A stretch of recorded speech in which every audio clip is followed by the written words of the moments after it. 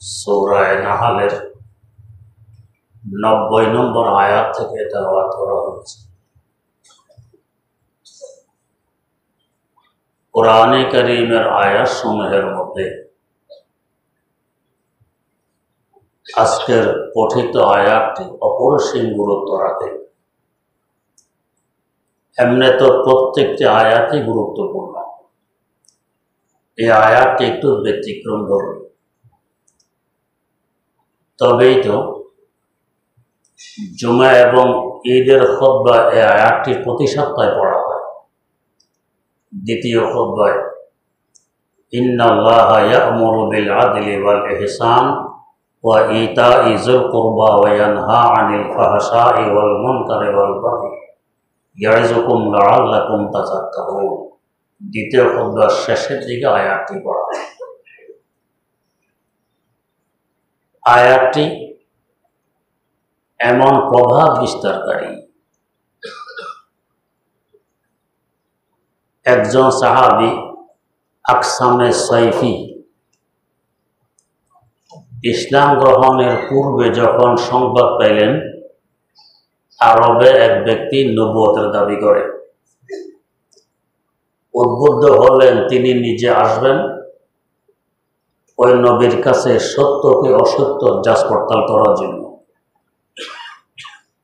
এলাকার লোকেরা বলল, আপনি আমাদের এলাকার সর্দার, আমাদের জননেতা, আপনি যাওয়া ঠিক হবে না, আমরা আগে গিয়ে আপনাকে সংবাদ পৌঁছাই, এতে আপনি বিবেচনা করতে পারবেন। তখন তার পক্ষ থেকে দুইজন লোক আসে রাসূল আকরাম সাল্লাল্লাহু আলাইহি ওয়াসাল্লামের কাছে। এই দুইজন লোক এসে দুইটি প্রশ্ন করল, মান আনতা ওয়া মা আনতা। আরবি ভাষা এমন এক আশ্চর্যতম ভাষা, এক দুই কথায় আমাদের বাংলা ভাষার হাজার কথা বুঝিয়ে দিতে সক্ষম। রব একটি শব্দ, আল্লাহ একটি শব্দ, এর ব্যাখ্যা শত শত পৃষ্ঠা করতে পারবে। আল্লামা মুসা খান রাহিমাহুল্লাহ শুধু আল্লাহ শব্দের ব্যাখ্যা লিখেছেন 500 পৃষ্ঠা আরবিতে। আমি এই কিতাবটি পড়েছি। আরবি এমনই এক ভাষা। প্রশ্ন কি, মান আনতা ও মা আনতা, আপনি কে, আপনি কি, বংশ পরিচয় কি, আপনার দায়িত্ব কি। হুজুর জবাব দিলেন প্রথম প্রশ্নের, আনা মুহাম্মদ ইবনে আব্দুল্লাহ, আমি আব্দুল্লাহর ছেলে মোহাম্মদ। সাদাসিধা একটা জবাব। দ্বিতীয় প্রশ্ন, ওয়া মা আনতা, আপনি কি। জবাব দিলেন, আনা আব্দুল্লাহ ওয়া রাসূলিহি, আমি আল্লাহর একজন বান্দা এবং তাঁর রাসূল। বাস, এই জবাব শেষ। এরপর হুজুর এই আয়াতটি তেলাওয়াত করলেন, ইন্নাল্লাহা ইয়া'মুরু বিল আদলি ওয়াল ইহসান ওয়া ইতা'i যিল কুরবা ওয়া ইয়ানহা আনিল ফাহশাই ওয়াল মুনকার ইয়া'iযুকুম লা'আল্লাকুম তাযাক্কারুন। এই দুজনের কাছে বড় ভালো লাগলো। হুজুর আবার একটু পড়ুন তো। কোনো কথা ভালো লাগলে আমরা পড়ি, আবার বলুন, আবার পড়লেন, আবার পড়ুন, আবার পড়লেন। এতে করে আয়াতটি দুজনের মুখস্থ হয়ে যায়। এই দুজন ফিরে গিয়ে আকসামে সাইফিকে বলল যে ওনাকে প্রশ্ন করেছে দুইটি, মান আনতা, মা আনতা, আপনি কে, আপনি কি। জবাব দিলেন দুই কথা, আনা মুহাম্মদ ইবনে আব্দুল্লাহ, আনা মুহাম্মদ ইবনে আব্দুল্লাহ। আর দ্বিতীয় প্রশ্নের জবাব দিলেন কি, আনা আব্দুল্লাহ ওয়া রাসূলুহু, আমি আল্লাহর বান্দা এবং তার রাসূল। এরপর তিনি এই কথাটি বারবার পড়লেন, আমাদের মুখস্থ হয়ে গেছে। এই কথাটা শুনে আকসামে সাইফি বললেন, হ্যাঁ উনি তো সততার আদেশ দেয়, সত্যতার আদেশ দেয়, অবৈধ অশ্লীলতা থেকে নিষেধ করে। এই কথা দ্বারা বোঝা যায় তিনি সত্য নবী। যদি তোমরা সফলতা কামিয়াবি চাও, তাড়াতাড়ি তাঁর দ্বীন এবং ধর্ম গ্রহণ করে নাও। সরদার নিজে গ্রহণ করলেন, তার আদেশে এলাকাবাসী গ্রহণ করে নিল। এই আয়াতের আসর এবং প্রভাব কি করি। হযরত উসমান ইবনে মাযউদ রাদিয়াল্লাহু আনহু তিনি বলেন যে মানুষের বলা কওয়ায় আমি লজ্জা শরমে ইসলাম গ্রহণ করি, অন্তর থেকে করিনি। মানুষ বলতেছে দেখি সবাই গ্রহণ করে, এই হিসাবে আমিও করেছি, অন্তর থেকে করি। একদিন আমি রাসূল আকরাম সাল্লাল্লাহু আলাইহি ওয়াসাল্লামের খেদমতে উপস্থিত ছিলাম। দেখি যে ওনার অবস্থা একটু অন্যরকম। ওহী অবতীর্ণ হওয়ার সময় অবস্থার মধ্যে একটু ব্যবধান ঘটে, কারণ আলমে মালাকুত ঊর্ধ্ব জগতের ওহী আসতেছে আলমের নাসুতে বস্তু জগতে। তা গ্রহণ করতে হলে আলমে নাসুত আর বস্তু জগতের মাখলুক একটু সৌদ উপরের দিকে উঠতে হয়, এটা কঠিন ব্যাপার। তাই হুজুরের অবস্থা দেখে একটু অন্যরকম। এরপর অবস্থাতে কেটে গেলে হুজুর বললেন, হযরত জিবরাইল আমিন আমার কাছে এসেছেন, আয়াতটি পৌঁছে গেলেন, ইন্নাল্লাহা ইয়া'মুরু বিল আদলি ওয়াল ইহসান ওয়া ইতা'i যিল কুরবা ওয়া ইয়ানহা আনিল ফাহশাই ওয়াল মুনকারি ওয়াল বাগই ইয়া'যুকুম লা'আল্লাকুম তাযাক্কারুন। এই আয়াতটি শোনার পর আমার অন্তরে এমন এক প্রভাব বিস্তার করলো যে রাসূল আকরাম সাল্লাল্লাহু আলাইহি ওয়াসাল্লামের মহব্বত এবং ভালোবাসা অন্তরে ঘর করে বসে গেল। তখন থেকে আমি অন্তর থেকে ইসলাম গ্রহণ করি, বাস্তবে মুসলমান হই। আয়াতটির প্রভাব এত বেশি।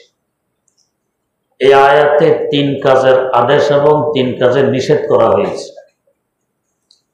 ধরতে গেলে এই 6 কাজের ব্যাখ্যা দিলে গোটা ইসলাম এবং মানবতা এই 6 কাজের ভিতরে এসে যায়। আয়াতটি এমন ব্যাপক। ইন্নাল্লাহা ইয়া'মুরু, আল্লাহ পাক তাকিদের সাথে হুকুম করতেছেন। কাকে করতেছেন? সমস্ত মানব জাতিকে।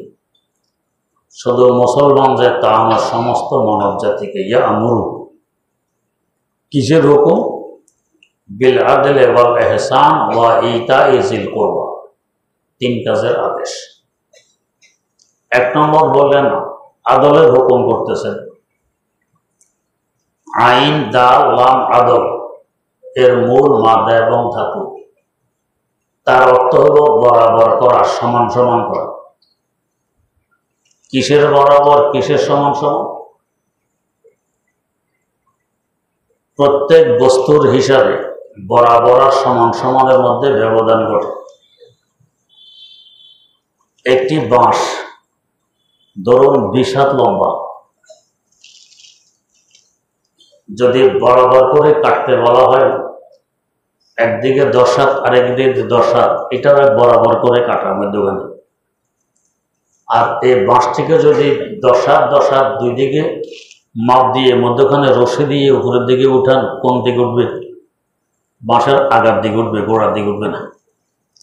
রশিকে গোড়ার দিকে সরাইতে সরাইতে এক জায়গায় গেলে একসাথে বাঁশটা উপরের দিকে উঠবে, এটাও এক বরাবর মধ্যখানে।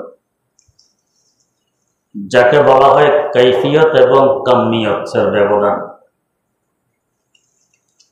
গণনা, সংখ্যা কিংবা মাপের দিকের এক বরাবর, ওজনের দিকের এক বরাবর, দুইটাই কিন্তু বরাবর। তো আল্লাহ রাব্বুল আলামিন সর্বক্ষেত্রের বরাবরের আদেশ দিতেছেন। কি বরাবর?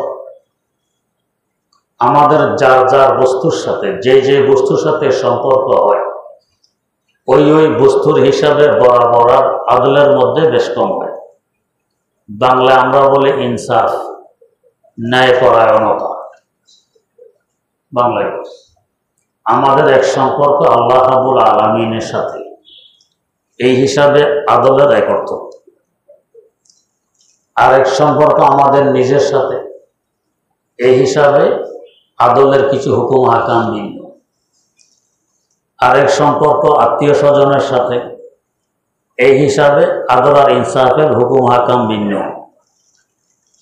আরেক সম্পর্ক আমি যে প্রতিষ্ঠানে আছি, মসজিদ হোক, মাদ্রাসা হোক, খানকা হোক, স্কুল হোক, কলেজ হোক, অফিস হোক, আদালত হোক, দোকানপাট হোক, ইত্যাদি ইত্যাদি, এই হিসাবে আদলের কিছু অর্থ হুকুম হাকাম আছে।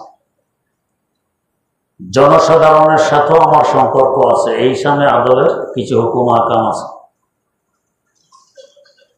রক্তের সম্পর্কীয় আত্মীয় স্বজনের সাথে আমার সম্পর্ক আছে, এই হিসাবে কিছু হুকুম হাকাম আছে। আমাদের দেশে ফেরাকে বাতেলা, ভ্রষ্ট কিছু ফেরকা আছে, এদের সাথে আমাদের সম্পর্ক হয়, ওয়াস্তা পড়ে, এই হিসাবে কিছু হুকুম হাকাম আছে। আদিয়ানে বাতেলা, বাতেল ধর্ম অবলম্বীও কিছু লোকজন আমাদের আশেপাশে বসবাস করে, এদের সাথেও আমাদের সম্পর্ক হয়, এই হিসাবে আদলের কিছু হুকুম হাকাম ভিন্ন। প্রশাসনের সাথেও আমাদের সম্পর্ক আছে, এই হিসাবে কিছু হুকুম হাকাম ভিন্ন। গৃহপালিত কিছু পশু পাখি আছে, এদের সাথেও সম্পর্ক আছে, এই হিসাবে আদলের হুকুম হাকাম কিছু ভিন্ন। গৃহপালিত ছাড়া এমনি আল্লাহ পাকের বহু মাখলুক আছে, এই হিসাবে হুকুম হাকাম ভিন্ন। এই সব কিছুকে সামনে রাখলে এক এক দিক লক্ষ্য করলে আদলের এক এক রকম ব্যাখ্যা বিশ্লেষণ হয়। বিভিন্ন তাফসীর গ্রন্থে উল্লেখ আছে, আল্লাহ রাব্বুল আলামিনের সাথে আমার সম্পর্ক, এই হিসাবে আদল কাকে বলে? এই হিসাবে আদল আর ইনসাফ হল মনিবের হক আদায় করা, যে আমাকে খাওয়ায়, যে পড়ায়, যে থাকার ব্যবস্থা করে, যাবতীয় ব্যবস্থাপনা যার দায়িত্বে, তার কথা যদি না শুনি তো এটা ইনসাফ হইল? তো ইনসাফ তো হইল না। তো মনিবের আনুগত্যতা স্বীকার করা, এটাও আমার জন্য আদল। মনিবের আনুগত্যতা স্বীকার করলাম না, মনিবের আদেশ নিষেধ মানলাম না, ইনসাফ পরিপন্থী হয়ে গেছে, এটা আদল হয়নি। আমি হয়ে গেছে এখন বেইনসাফগার, নাফরমান। তো আল্লাহ রাব্বুল আলামিনের সাথে সম্পর্কের কারণে তার যাবতীয় হুকুম হাকাম মেনে নেয়া আমার কর্তব্য, এটা হলো আদল, এটা হলো ইনসাফ। আবার আমার সাথে আমার সম্পর্ক আছে, এই হিসাবে আদলের কিছু ব্যাখ্যা বিশ্লেষণ আছে। এক তো হলো আমার শারীরিক কিছু চাহিদা আছে, ঘুমের প্রয়োজন আছে, ঘুমাই না, টেলিভিশন নিয়ে ব্যস্ত, মোবাইল নিয়ে ব্যস্ত, কম্পিউটার নিয়ে ব্যস্ত, গপশপ নিয়ে ব্যস্ত, মদের আড্ডায় ব্যস্ত, জুয়ার আড্ডায় ব্যস্ত, নিশার মধ্যে ব্যস্ত, ঘুমাই না, এটা আদল আর ইনসাফ হয়নি, আমার সাথে জুলুম হয়ে গেছে। আদলের বিপরীত বস্তু হলো জুলুম, আমার উপর হয়ে গেছে জুলুম। এমন কোন কাজ, যে কাজ করলে আমার দৈহিক ক্ষতি হয়, বিড়ি খাই এতে আমার দৈহিক ক্ষতি, সিগারেট খাই দৈহিক ক্ষতি ইত্যাদি, এটা আমার দেহের সাথে ইনসাফ হয়নি, নাফরমানি হয়ে গেছে। আরেক সম্পর্ক আমার ইজ্জত আবরু, দেহের সাথে সম্পর্ক নেই, আমার ইজ্জত আবরুর সম্পর্ক দেহের সাথে নয়। এমন কাজ আমার জন্য বৈধ নয়, যে কাজ করলে আমার ইজ্জত আবরু সম্মান হানি হয়, এমন কাজ করা বৈধ নয়। মিথ্যা কথা বললাম, সবাই বোঝে কথাটা মিথ্যা, আমার ইজ্জত থাকবে? মিথ্যা কথা কর। আগের যুগের কাফের মুশরিকটা পর্যন্ত এদিকে খুব লক্ষ্য রাখতো, যাতে আমার ইজ্জত নষ্ট না হয়। হযরত রাসূল আকরাম সাল্লাল্লাহু আলাইহি ওয়াসাল্লাম হুদায়বিয়ার সন্ধির পর দুনিয়া রাজা বাদশাদের কাছে দাওয়াতনামা পাঠাইলেন, ইসলামের দাওয়াত। এর মধ্যে বাদশাহ হেরাক্লিয়াস তার কাছেও একটি চিঠি লিখলেন। হেরাক্লিয়াস কুস্তুনতুনিয়া থেকে বাইতুল মুকাদ্দাসে আসে তার একটি মান্যত পুরা করার জন্য। মান্যত ছিল তৎকালীন বিশ্বে দুইটি সুপার পাওয়ার ছিল, রোম সম্রাট এবং পারস্য সম্রাট। রোমেরা খ্রিস্টান, আল্লাহ খোদার বিশ্বাসী, আখিরাতের বিশ্বাসী। পার্সিয়ানরা মোশরেক, অগ্নি পূজক। এই দুই ক্ষমতাবানে সবসময় যুদ্ধ, লড়াই ইত্যাদিতে ব্যস্ত থাকত। কখনো এরা জিতত, কখনো ওরা জিতত। একবার পার্সিয়ানরা জিততে জিততে রোম সম্রাটের নাকের আগায় দম করে। শেষমেশ হেরাক্লিয়াস যান বাঁচানোর জন্য রোম ছেড়ে কস্তান্তনিয়ায় গিয়ে আশ্রয় নেয়। ওখানে গিয়ে পার্সিয়ানরা ঘেরাও করে। রোম সম্রাট দেখলো আর কোনো উপায় নেই। যখন আমরা নিরুপায় হই তখন আল্লাহ পাকের শরণাপন্ন। এর আগ পর্যন্ত আমার মাথার গাম পায়ে ফেলে অর্থ উপার্জন করছি, জাকাত আবার কিসের?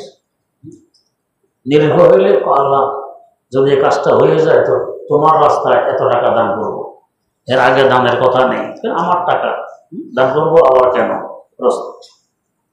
যে একদিন বলেছিল, আমাদের একজন ওস্তাদ ছিলেন লালবাগে, ফিরোজি সাহেব, রেডিওতে তাফসির করতেন বড় মার্জিত ভাষায়। হুজুরের বাড়ি পিরোজপুর। লঞ্চে উঠছেন সদরঘাট থেকে বর্ষাকাল। যুবক কতগুলো জুয়া খেলে লঞ্চের ভিতরে। হাদিস শরীফে আছে, মান রাআ মিনকুম মুনকারান ফালিয়ুগাইয়িরহু বিয়াদিহি, যে অবৈধ কাজ করতে তোমরা তো দেখো, তো শক্তি থাকলে শক্তি প্রয়োগে হইলেও বিরত রাখো, বাধা দাও। যদি শক্তি না থাকে ফাবিলিসানি, বুঝে শোনা হলেও বিরত রাখার চেষ্টা করো। ফাইল্লাম ইয়াস্তাতির, এটাও যদি সম্ভব না হয় ফাবিকলবি, অন্তর দিয়ে দোয়া করো, অন্তর দিয়ে তাওয়াজ্জুদ, অন্তর দিয়ে ঘৃণা করো। উনি দেখতেছে এরা অবৈধ কাজে লিপ্ত। এগিয়ে গিয়ে বলেন, বাবারা, নদীপথে সফর, বর্ষাকাল, যে কোনো সময় তুফান তাফান আসতে পারে, আল্লাহ বিলা করার দরকার। তোমরা এই অবৈধ কাজে লিপ্ত। জানদান হুজুর, আপনার জান আপনার কাছে দেয়া দেব। যা হুজুরের দায়িত্ব পালন করছেন। হুজুর এসে নিজের সিটে বসে রইল। একটু পরে শুরু হইল তুফান। এখন লঞ্চ এমনভাবে ঢুলতেছে যেন এখনই ডুববে। এই যুবকগুলো জুয়া টুয়া থুয়ে দৌড়াইয়া আসে হুজুরের চতুর্থে আমজা করে, হুজুর লাইলা লাইলা, হুজুর লাইলা, হুজুর লাইলা।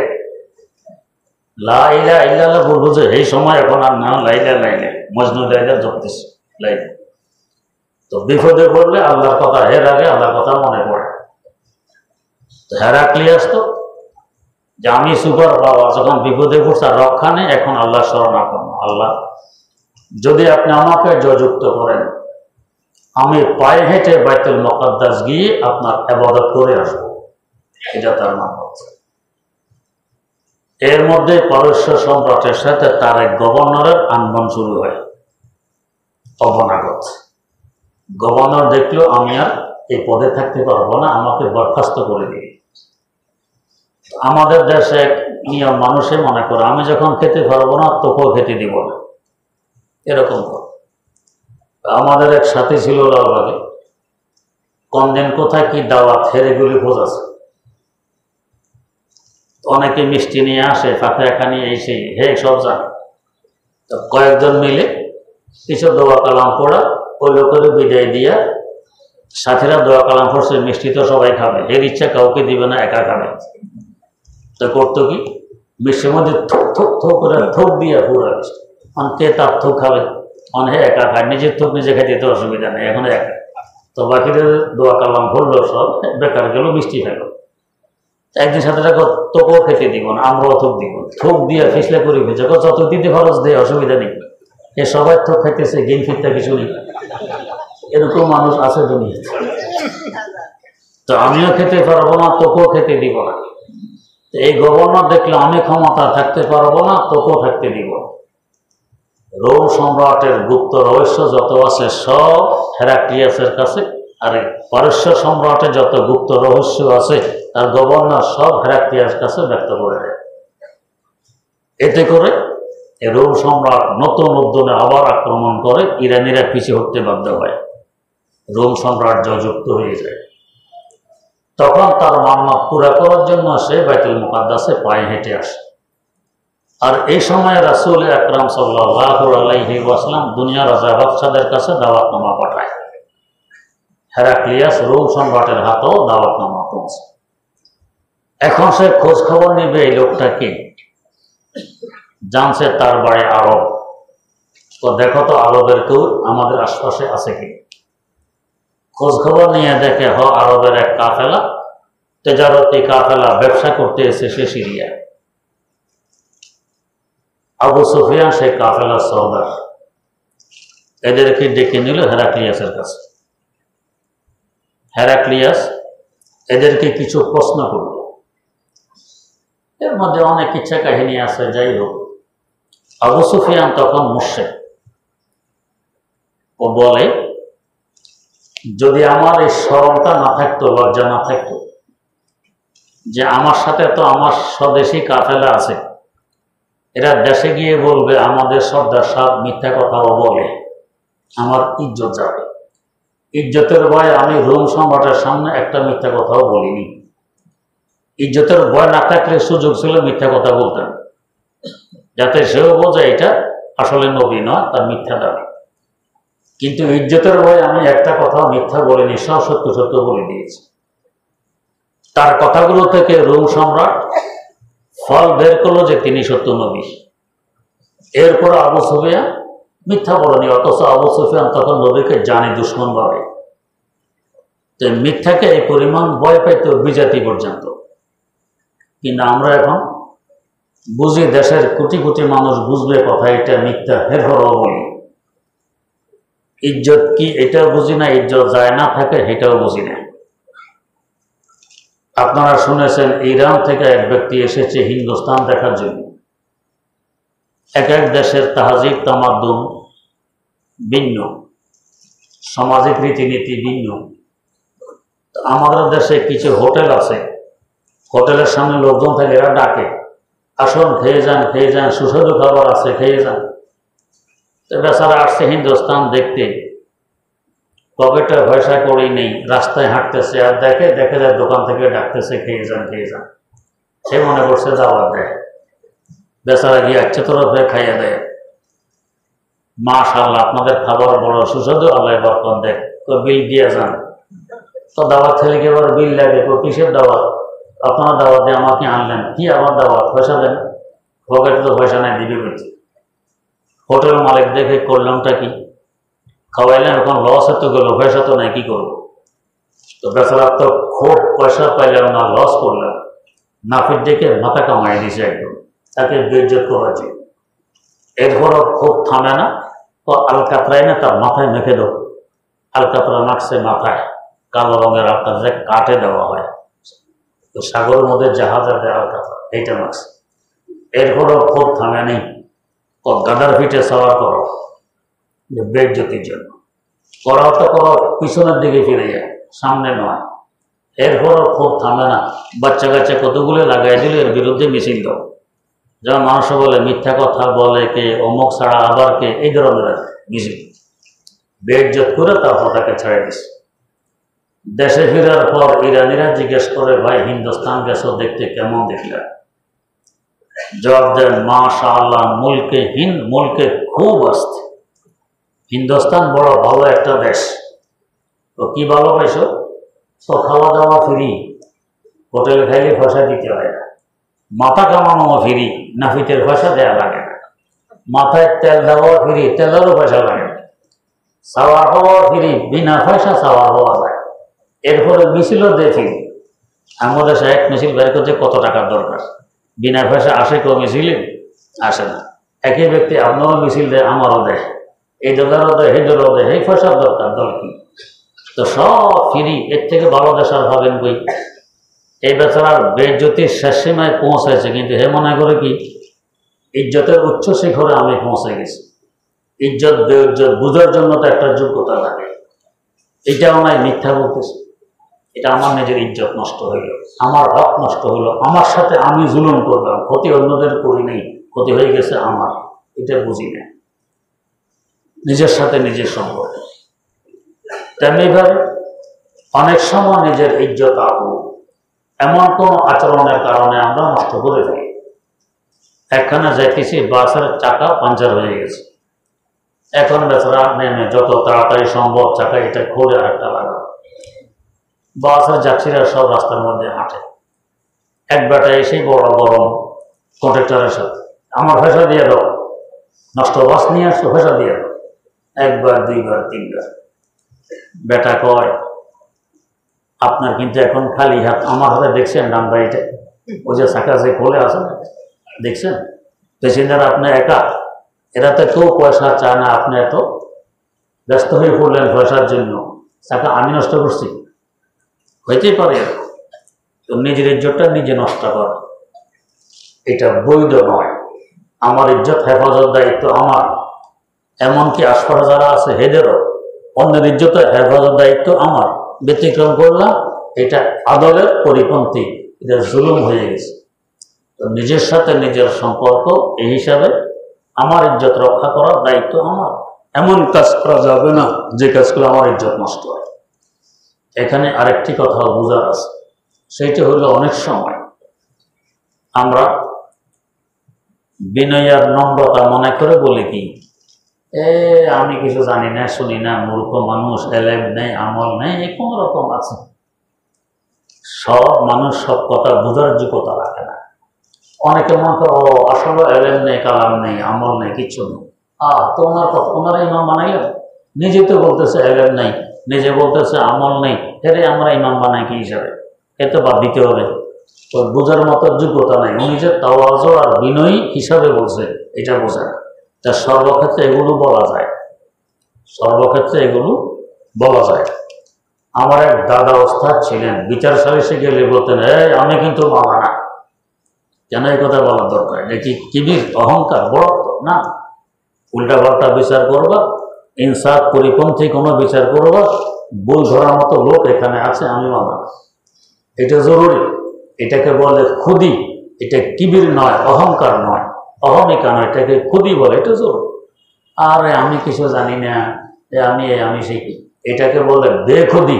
এটা তাওয়াজু নয়, এটা বিনয় নয়, এটা বেখুদি। বেখুদি আমাদেরকে ধ্বংস করে দেয়, আর খুদি আমাদের ইজ্জত আবরুর জন্য আবশ্যক, এটা জরুরি। দেখতে কিন্তু অহংকার, অহমিকা এবং খুদি একরকম দেখায়, তাওয়াজুর, বিনয় এবং বেখুদি একরকম দেখায়। বাস্তবে আকাশ পাতাল তফাৎ, অনেক ব্যবধান। আমার শেখ মুর্শিদ শেখুল ইসলাম আল্লামা তাকি ওসমানী দামাত বারাকাতুহুম দৃষ্টান্ত দেয়। দুই ব্যক্তি নদীর ওই পারে যাবে, একজন ওই পারে পৌঁছে গেছে, আর একজন পৌঁছার অপেক্ষায় এই পারে দাঁড়াইয়াছে। ও ওই পারে পৌঁছে দাঁড়াইয়াছে, আর এই পারে দাঁড়াইয়াছে। দুজন দুই পারে দাঁড়ানো। দূর থেকে তাকাইলে দুজনকে একরকম দেখা যায়, নদীর দুই ধারে দুজন দাঁড়াই আছে, এইটুকু। বাস্তবে ব্যবধান কত? একজন মুক্তাদি, একজন মুনতাহি। একজন পৌঁছার অপেক্ষায় আছে, আরেকজন পৌঁছে গেছে, বহু ব্যবধান। তো ঠিক খুদি এবং অহংকার, অহমিকা দেখতে একরকম, বাস্তবে আকাশ পাতাল তফাৎ। বেখুদি আর বিনয়ী দেখতে একরকম, বাস্তবে আকাশ পাতাল তফাৎ। খুদি আবশ্যক আমাদের জন্য, এটা অহংকার নয়। আর বেখুদি মহলেক আমাদেরকে ধ্বংস করে দেয়, এটা তাওয়াজু নয়। আর তাওয়াজুর, বিনয়ী, এটা আবশ্যক আমাদের জন্য। বড় হতে হলে তাওয়াজু লাগবে, বিনয়ী লাগবে, নম্রতা লাগবে, ভদ্রতা লাগবে। তো খুদি আর কিবির এক নয়, দেখতে একরকম। বেখুদি এবং বিনয়ী দেখতে একরকম, বাস্তবে এক নয়। তো বুঝবো কিভাবে কোনটা খুদি কোনটা বেখুদি? এটা বুঝতে হলে এমন রুচি সম্পন্ন বিজ্ঞ আলেম আর বুজুর্গের সংসদে কিছুদিন থাকা লাগে। তখন আপনার রুচি আপনাকে বলবে এটা তাওয়াজু আর ওইটা বেহুদি, আর এটা কিবির, অহংকার, ওইটা খুদি।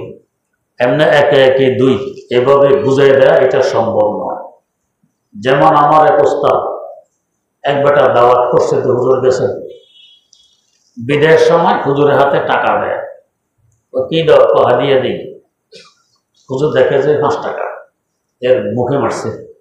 আমার 5 টাকার মূল্য মনে করছো? বোঝা যায় যে বড় অহংকার, অহমিকা হুজুরের মধ্যে। তার মুখে মারছে, টাকা আনেননি। আর এখানে গেছেন দাওয়াতে, বিদেশ সময় হে বেটা টাকা কি দাও, ও রিক্সা ভাড়া দিই, রিক্সা ভাড়া হুজুর এমনি মুট করে নিয়ে আসছেন, দেখেন অনেক কত দিলেন, বাড়ির দুয়ার রিক্সা থেকে নেমে পুরা মুঠ রিক্সাওয়ালার হাতে দিয়ে দিলেন। রিক্সাওয়ালা গোনে দেখে 150 টাকা, বলতেছে হুজুর এখানের ভাড়া তো 10 টাকা, বলে আমাকে বেশি দিয়ে ফেলছে। কয় না, ওরা সব তোর জন্য দিয়েছে। বলছিল কি হুজুর ভাড়া দিই তোর জন্য, হুজুর 1 টাকাও ফেরত পেলে না, সব তাকে দিয়ে দিলে। এখন বোঝা গেছে আগে যে 5 টাকা তার মুখে মারছে এটা ছিল হুজুরের খুদি, অহংকার নয়। যদি ওইটা অহংকার হইতো এখানে গনে গনে 10 টাকা দিয়ে 140 টাকা নিজে রেখে দিতেন, হুজুর তো রাখেননি। তো কোনটা খুদি আর কোনটা কিবির অহংকার, কোনটা বেখুদি আর কোনটা বিনয়ী নম্রতা, এটা একে একে দুই এভাবে বোঝা যায় না। একজন রুচিশীল আল্লাহওয়ালা বিজ্ঞ আলেমের সংসর্গে থাকলে তখন আপনার রুচি বলবে এটা খুদি, ওইটা বেখুদি, এটা কিবির আর ওইটা তাওয়াজু, বিনয় নম্র, এমনি বুঝে আসে। তো আমার সাথে আমার যে সম্পর্ক এগুলো সব সামনে রেখে চললে তখন আমি আদেল, ইনসাফদার। ব্যতিক্রম ঘটলে আমি আদেল হতে পারলাম না, আমার হয়ে যাব জালেম। তেমনি ভাবে আমার সাথে সম্পর্ক আছে আমার রক্তের সম্পর্কীয় আত্মীয় স্বজনের সাথে, এদের ইনসাফ কি? ও আমার খোঁজখবর নিবে আর না নিবে ওইটা আমার দেখার বিষয় না, ওইটা তার ব্যাপার। তার দায়িত্ব যদি সে আদায় না করে সে আল্লাহর কাছে জবাবদিহিতা করবে। আমি নেই কিনা আমারটা আমার দেখার বিষয়। আমি খোঁজখবর রাখবো, প্রয়োজন বোধে সাহায্য সহযোগিতা করব, এটা হলো আদল, ইনসাফ। ব্যতিক্রম ঘটলো যে হে আমার দাওয়াত দেয়নি তার মেয়ের বিয়েতে, আমিও জীবনে আর দাওয়াত দিব না, এটা ইনসাফ হয়নি, জুলুম হয়ে গেছে। আমি আমারটা দেখবো আমি হক আদায় করতে পারতেছি কিনা, আর দুটা দেখার বিষয়। তেমনি ভাবে কোনো প্রতিষ্ঠানে আমি চাকরি করি, হ্যাঁ হের বেতন আমার থেকে বেশি কেন, কাজটি আমার থেকে বেশি করে না, আমি আমার কাজের হক আদায় করি কিনা এটা দেখার বিষয়। হে কি করে না করে সেই জন্য আমাকে তো রাখেনি, ওটার জন্য ভিন্ন লোক আছে, ওই দায়িত্ব আমার নয়। এতে করে ফিতনা ফাসাদ শুরু হয়, এমনকি কোনো প্রতিষ্ঠান ধ্বংস পর্যন্ত হয়ে যায় এই ফিতনা ফাসাদে। বুঝতেছি না কোনটা আদল আর কোনটা জুলুম, আমার দায়িত্ব পালন করি কিনা দেখার বিষয়। তেমনিভাবে আমার সম্পর্ক আছে জনসাধারণের সাথে, এই হিসাবেও আমার আদলের অর্থ ভিন্ন, জুলুমের অর্থ ভিন্ন। জনসাধারণ অনেকে আছে অনেক কিছু বোঝে না, তাকে মাজুর মনে করা লাগে, বা যারা বুঝার মতো যোগ্যতা রাখে না। আমি যদি তাকে ডিগ্রি পাস কিংবা মাস্টার ডিগ্রিধারীর মতো ব্যবহার করতে যাই, বেচারা কি বুঝবে? বেচারা তো বুঝবে না কিছু। হাকিম ও উম্মত মুজাদ্দিদুল মিল্লাত হযরত শাহ আশরাফ আলী থানভী রহমাতুল্লাহ আলাইহি বয়ান করতেছেন, গ্রাম্য ব্যক্তি গুড়ের কলা নিয়ে আসছে মাথায় করে, কলা। যুবকেরা কলা হয়তো বুঝবে না, যারা গুড় বিক্রি করে গেলে দেখবেন লম্বা লম্বা কলসির মতো, এটাকে উপর করে রাখে, নিচের দিক দিয়ে ভেঙে ভেঙে আস্তে আস্তে ভাঙে আর গুড় বিক্রি করে, এটাকে বলে কলা। কলা মাথায় করে নিয়ে এসছে। একটা বয়ানের সময় এভাবে সামনে আসা ঠিক নয়, মানুষকে ডিঙ্গায়। দ্বিতীয়ত বয়ানের সময় কথাবার্তা তো পরের কথা, সালাম দেওয়াও নিষেধ। আর এই বেচারা এই ডিঙ্গাইয়ের সামনে আসছে তো আসছে, এসে মৌলভী তোমার লিয়ে গুড় হাদিয়া লায়া, মৌলভী সাহেব তোমার জন্য গুড় আনছে হাদিয়া। এ তো মনে করে কত বড় কৃতিত্ব, কত বড় এহসান করছে হুজুর করে, হাদিয়া লায়া। কাহা রাখুন, রাখবো কই জিজ্ঞেস করে। দরকার ছিল এখন এক জায়গায় বসো, রেখে দাও, বয়ান শেষ হলে হুজুরের কাছে পেশ করো। গ্রাম্য বেচারা আদব লেহাজ তো বোঝায়। তা হজরত বুঝেন গ্রাম্য ব্যক্তি, তো ওহা কোনে তো রাখ দো, ওইখানে রেখে দাও। নেই ওহা নেই রাখুঙ্গা, ওইখানে রাখবো না। কেমন ডিস্টার্ব চিন্তা করো, হুজুর বলতেছেন ওইখানে কোনে রেখে দাও, ওইখানে রাখবো না। তো হজরত তো বোঝেন, তো এসা করো মেরে সার পর রাখো, আমার মাথায় রেখে দাও।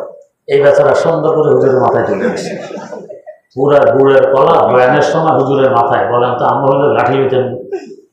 কিন্তু হাকিমুল উম্মত মুজাদ্দিদুল মিল্লাত হযরত আশরাফ আলী থানভী রহমাতুল্লাহ আলাইহি, যাকে হাকিমুল উম্মত বলা হয়, নবর সেনাস, মানুষের রবরেশা দেখলেই বোঝেন যে আব্বাব কি।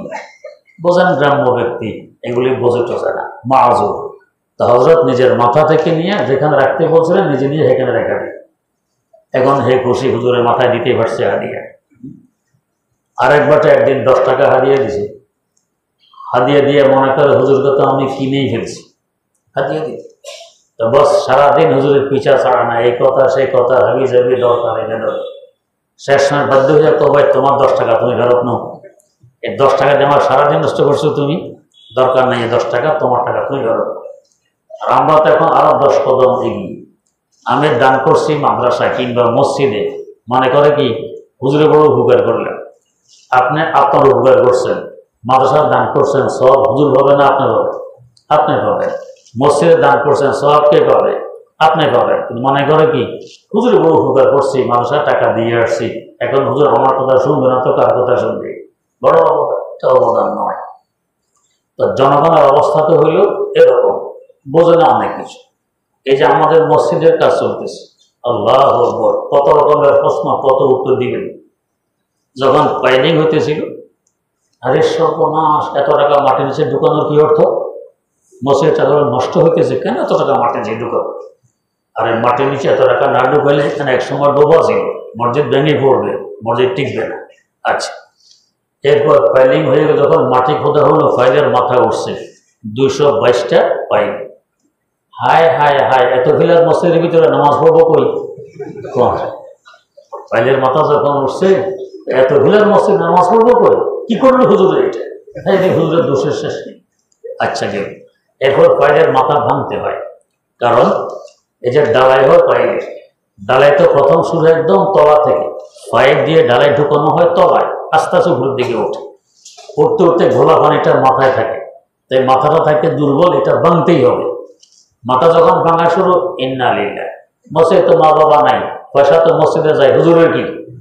এটা আগে তো ছোট করে বানাইলে হইতো, এত লম্বা করে এটা বানাইলে কেন মাথা ভাঙতেছে?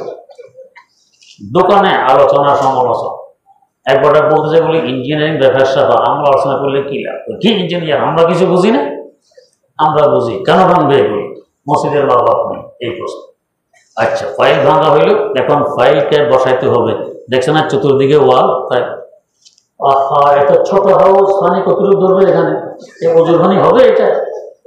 কত জবাব দিবেন বলেন? এত ছোট হাউস, আর হাউস এতগুলি হয়, যতটা ভিলার অতটা ফাইল কে আছে।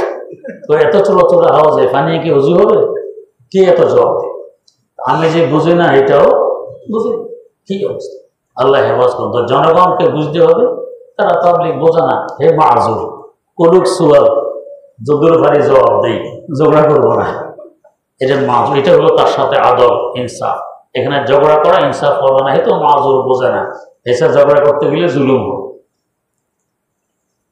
তেমনি ভাবে ফেরাতে বাতেলা, বাতেল সম্প্রদায় বসবাস করে আমাদের দেশে। অনেকে আছে বেদাতে লিপ্ত, দেখতেছি বেদাত করছে, তুমি বেদাতি, বেদাত করো, ক্ষোভ সৃষ্টি হবে। খুব শালীনতার সাথে নরমি ভাষায়, ভাই কাজটা তো সুন্নত নয়, সুন্নত পরিপন্থী, কথা কিন্তু একটা। বেদাত আর সুন্নত পরিপন্থী কথা একটা। বেদাত বলে যে ক্ষোভ সৃষ্টি হবে, সুন্নত পরিপন্থী বললে হে ক্ষোভ সৃষ্টি হবে না। যেমন এক লোকে একটা বেয়াদবি করছে, বেয়াদব, এটা যে আঘাত তার অন্তরে লাগবে, যে ভাই তোমার এই কাজটা তো আদব পরিপন্থী, এই কাজটা তো আদব পরিপন্থী, ওই ধাক্কা তার অন্তরে লাগবে না। কথা দুইটা একই, ভাষার পরিবর্তনের কারণে এই পরিবর্তন ঘটে। যেরকম ভাবে এই নিকে আমার শালা, লজ্জা পাবেনি বেচারা, আমার বাচ্চার মামা, এখন লজ্জা পাবে? পাবে না, কথা তো একটা। বাচ্চার মামা যেই শালা তো সেই, কিন্তু আমার শালা বললে লজ্জা পাবে, বাচ্চার মামা বললে লজ্জা পাবে না। এটা তার সাথে ইনসাফ, যাতে তার ইজ্জত সম্মান নষ্ট না। তো ফেরাতে বাতালা এরকম, তাদের সাথে এমন আচরণ করব যাতে আমার আচরণে মুগ্ধ হয়ে বেদাত পরিহার করে সুন্নত অবলম্বন করতে বাধ্য হয়। আমি একবার পাকিস্তানে বাসে যাইতেছি, আমার পাশে আরেক ব্যক্তি বসা, জিজ্ঞেস করতেছে কোথায় গেছো, কি করো? শুনে টুনে বলো, ও अच्छा आप देवबंदी हैं, आपने देवबंदी? बोला हाँ मैं देवबंदी हूँ। तो क्या आप देवबंदी हैं या बेरेलवी? ওখানে দুই গ্রুপ খুব মুখোমুখি, দেওবন্দি বেরেলভি। তো দেখেন সে কথা বললো না मैं देवबंदी हूँ, অথবা বললো না मैं बेरेलवी हूँ, बोलते कि तो उलमाए देवबंद की कशिश अपनी तरफ खींच लेती है, उलमाए देवबंद की कशिश अपनी तरफ खींच लेती है, দেওবন্দীদের আচার আচরণের আকর্ষণে তাদের দিকে টেনে নিয়ে যায়।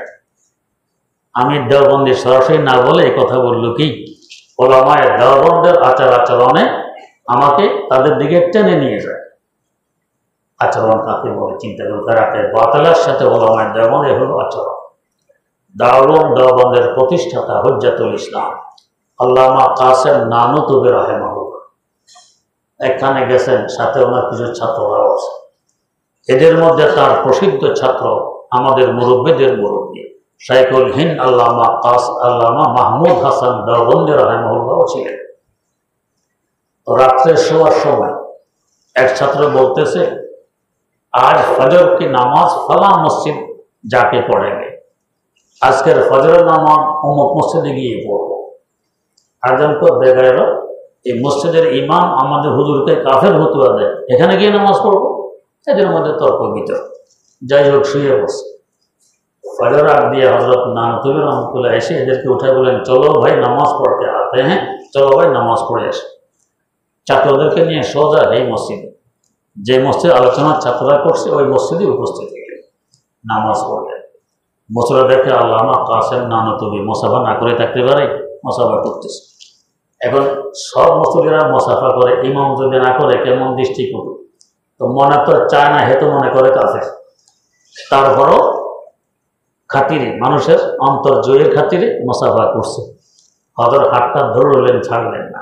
এরপরে বললেন, हमें पता है आप हमें काफिर फतवा देते हैं, এটা আমার জানা আছে আপনি আমাদেরকে কাফের ফতোয়া দেন। এরপরে বললেন, हम आपके फतवे की कदरदानी करते हैं, আমরা আপনার এই ফতোয়ার যথেষ্ট মূল্যায়ন করি। বলেন তার অন্তরটা কি হইতেছে, পানি পানি হয়ে যেতেছে। আমরা আপনার ফতোয়ার যথেষ্ট মূল্যায়ন করি। কেন? इसलिए कि आप हमें गुस्ताख रसूल समझते हैं और गुस्ताख रसूल काफिर ही हुआ करता है। আপনি আমাদেরকে রাসূলের গুস্তাখ মনে করেন, রাসূলের শানে আমরা বেয়াদবি করি এটা ভাবেন, এইভাবে তো আমাদেরকে কাফের ফতোয়া দেন। বাস্তবে যারা রাসূলের সাথে গুস্তাখি করে, বেয়াদবি করে, এরা কাফের, ঠিক কথা। তবে আমাদের ব্যাপারে আপনার কানে যে কথাগুলো পৌঁছেছে এগুলো সত্য না অসত্য, আমরা গুস্তাখি করি না, আমরা রাসূলের আদব বজায় রেখে চলি, সুন্নতের পাবন্দি করি, রাসূলকে মহব্বত করি। আর মহব্বত কি করি? আল্লাহু আকবার। মক্কায় মুকাররমা থেকে যেতেছেন মদিনা মুনাওয়ারা জিয়ারত করবে, ওনাদের তো মদিনা যাওয়ার শখে ব্যতিক্রম। আমরা তো এগুলোর বাতাসও পাই না।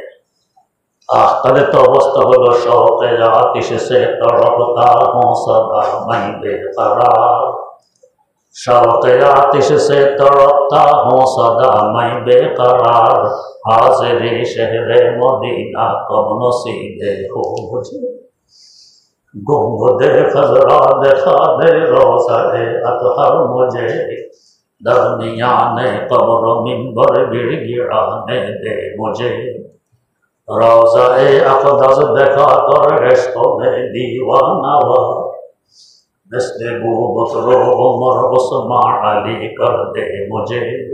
তাহলে তো অবস্থা 14 দিন লাগতো তখন মক্কায় মুকাররমা থেকে মদিনা মুনাওয়ারায় পৌঁছতে। যখন বীর আলী, যাকে জুল হুলাইফা বলা হয়, এখন বলে বীর আলী, এখানে পৌঁছলেন। সামনে আর 11 কিলোমিটার। এখান থেকে মদিনার মসজিদের মিনারা দেখা যায়। লাফ দিয়ে ওটের পিঠ থেকে নেমে গেলেন, জুতা খুলে ফেলে দিলেন, পায়ে হাঁটা শুরু। ইমাম রব্বানি, আবু হানিফা সানি, আল্লামা রশিদ আহমদ গঙ্গুই রহমতুল্লাহ সাথে ছিলেন, আরো বহু কাফের। ওনাকে দেখা দেখি অনেকেই ওর থেকে নেমে গেল, জুতা খুলে খালি পায়ে হাঁটা শুরু করল। একটু হাঁটার পরে ওখানে পাথরগুলো বড় চোখা, পায়ে দিলে পা জখম হয়। এরা আর পারল না, আবার জুতা পরে নিলে ওটের পিঠে উঠল। কিন্তু হযরত নানুতুবি তার উঠলেন, খুব পা রক্তে লাল হয়ে গেছে। এসকিয়া শের পড়তেছে আর হাঁটতেছে, পায়ের কি অবস্থা এই খবর কি এখন আছে? এই খবর তো এখন নেই। সামনে তো রাসূল আকরাম সাল্লাল্লাহু আলাইহি ওয়াসাল্লাম মহব্বতের সরসার চলতেছেন, শের করতেছেন, এদিকে পা থেকে রক্ত গড়িয়ে পড়তেছে, পা লাল হয়ে গেছে। 11 কিলোমিটার পাথর দিয়ে খালি পায়ে হেঁটে 14 দিন সফরের পর মদিনা মুনাওয়ারায় পৌঁছলেন। বলেন তো এমন মহব্বতের নজির আর কে দেখাইতে পারে? এদের মহব্বত কি করবে? আল্লামা কাশ্মীরি রহমতুল্লাহ আলাইহি যাদেরকে বেদাতিরা কাফের বলে, আল্লাহ হেফাজত করুন। রাসূল আকরাম সাল্লাল্লাহু আলাইহি ওয়াসাল্লামের শানে কি বলতেছেন তিনি? आदम के लिए फख्र ये आली नसबी है, आदम के लिए फख्र ये आली नसबी है, मक्की मदनी हाशमी ओ मुत्तलबी है, मक्की मदनी हाशमी ओ मुत्तलबी है। ऐज़ाएर बैते नबवी याद रहे ये बेकार दया जंबिश लंबे अदबी है। आहिस्ता कदम पुस्त निगाह पुस्त सदा हो, क़ाबिदा यहाँ रूह रसूल अरबी है, क़ाबिदा यहाँ रूह रसूल अरबी है। आदम अलैहिस सालामेर दो জাহানের বাদশা এখানে আরাম করতেছেন। ও জিয়ারতকারী খবরদার, আস্তে আস্তে কদম ফেলো, কথা আস্তে আস্তে বলো। দো জাহানের বাদশা এখানে আরাম করতেছে। আহেস্তা কদম পসত নেগাহ পোস্তে সদা হো, কাবিদা ইহাঁ রোহে রাসূলে আরবি है। যাদের এই শান রাসূলের মহব্বতের, আর এদেরকে যদি বলা হয় গোস্তাখে রাসূল, এর থেকে বড় জুলুম আর কি হতে পারে? হযরত নামতে বলতেছেন যে আপনি আমাদেরকে গোস্তাখে রাসূল ভেবে কাফের ফতুয়া দেন, আমরা ফতুয়ার মূল্যায়ন করি, তবে আমরা গোস্তাখে রাসূল নই, আমরা রাসূলের আশিক, রাসূলের সুন্নতের পাবন্দি করি। বলেন তো এই বেটা এতদিন কাফের ফতুয়া দিত, আর জীবনে দেওয়ার সাহস পাবে?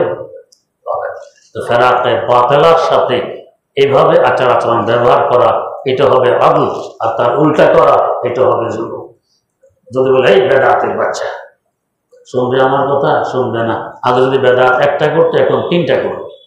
আগে আমাকে গালি একবার দিলে, এখন 3বার দিলে। এটা হেদায়েতের নিয়ম নয়, এটা হবে জুলুম। তেমনি ভাবে আদিয়ানে বাতিল, খ্রিস্ট ধর্ম হোক, ইহুদি ধর্ম হোক, আমরা যদি আল্লাহ ক্ষমা করুন ঈসা আলাইহিস সালামকে দুইটা গালি দিয়ে দিই, আমাদের ঈমান থাকবে? থাকবে না। মূসা আলাইহিস সালামের সাথে বেয়াদবি করি, ঈমান থাকবে? থাকবে না। তাদের নবী আমাদেরও নবী, আমরা শ্রদ্ধা ভক্তি করব, ইজ্জতে এহতেরাম বজায় রাখবো, এখানে বেয়াদবি করা যাবে না। তো আদিয়ানে বাতিল, বাতিল ধর্ম যেগুলো, এগুলোর ধর্মগুরুর সাথেও কোনো রকম বেয়াদবি করা যাবে না। করতে গেলে এরা আমাদের ধর্মগুরু রাসূল আকরাম সাল্লাল্লাহু আলাইহি ওয়াসাল্লামের সাথে বেয়াদবি করবে, এটা জুলুম হবে। যাই হোক, এভাবে যাদের সাথে আমাদের সম্পর্ক হয়, এদের সাথে দিকে লক্ষ্য করলে তখন আদলের এক এক ব্যাখ্যা হয়। আল্লাহ রাব্বুল আলামিন তাকিদের সাথে হুকুম করতেছেন, ইন্নাল্লাহা ইয়া'মুরু বিল আদল। আল্লাহ রাব্বুল আলামিন তাকিদের সাথে হুকুম করতেছেন আদলের, ইনসাফের, যাতে জুলুম তোমরা না করো। এরপরে আছে এহসান, এরপরে ইতাইজিল কুরবা, বাকি এরপর আরো 3 কাজ থেকে নিষেধ। আল্লাহ রাব্বুল আলামিন তৌফিক দিলে সামনে হবে ইনশাআল্লাহ। সুবহানাল্লাহি ওয়া বিহামদিহি, সুবহানাকা আল্লাহুম্মা ওয়া বিহামদিক, আশহাদু আল্লা ইলাহা ইল্লা আনতা আস্তাগফিরুকা ওয়া আতুবু ইলাইক।